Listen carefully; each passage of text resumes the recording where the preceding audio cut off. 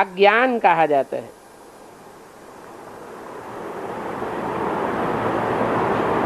अगर ऐसा कोई समझ जावे कि भक्ति ही अज्ञान है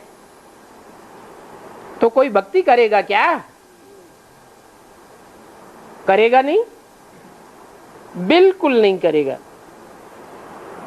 परंतु समझते थोड़े ही हैं, नहीं समझते हैं तो कुछ न कुछ रावण संप्रदाय के फेरे में आते रहते हैं, प्रभाव में आते रहते हैं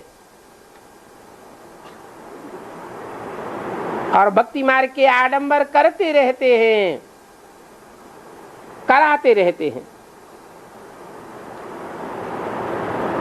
वो लोग तो भक्ति को ही ज्ञान समझते हैं, ये नहीं जानते हैं कि ज्ञान अर्थात जानकारी सच्चाई की एक सच्चे बाप से आती है। बाकी तो सब अज्ञान ही सुनाते हैं। एक बाप के सिवाय कोई भी सच्चा ज्ञान नहीं दे सकता। वो एक बाप ही सदगुरु है। भक्ति को भक्ति, भक्ति को ज्ञान और पढ़ाई को ज्ञान समझ बैठे हैं।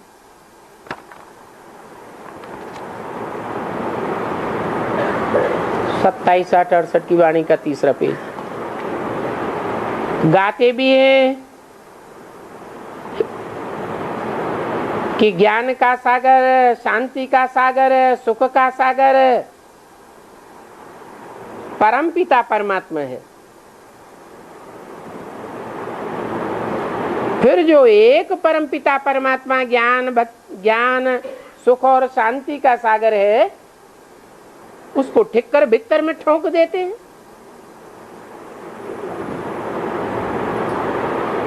वास्तव में ज्ञान का सागर तो एक होगा ना, सुख का सागर तो एक होगा ना, जिसके ज्ञान की थाह कोई पा नहीं सकता। अगाध सुख के सागर की थाह कोई पा नहीं सकता।